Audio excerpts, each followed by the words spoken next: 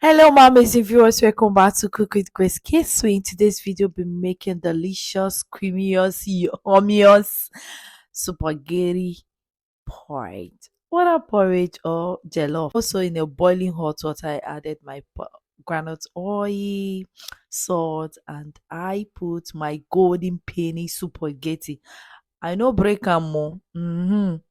Yes, so I didn't break it. I covered it. Believe me, you when I mean the spaghetti is yummy, it's actually yummy. Yes. After parboiling my golden penny spaghetti, I went in a pan, in a clean pan, add my vegetable oil, add my onions, saute the onions.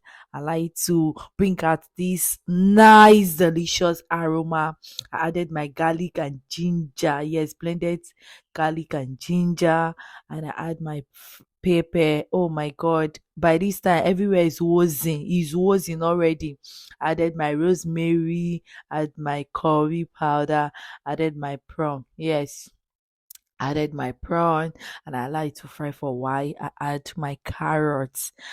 Oh, at this junction, guys, everywhere is smelling nice. Oh, added my fresh blended tomato, but not too blend. I didn't make it smooth. Always forget that cleanliness is nice. So godliness. Always keep your environment clean while cooking because that's one thing that gingers the environment. That's cook, cook, cook, cook, cook. Yes.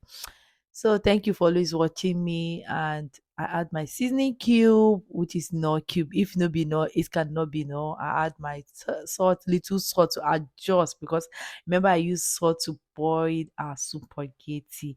Now I boiled my egg, added my boiled egg and cover. I like to steam, that juice.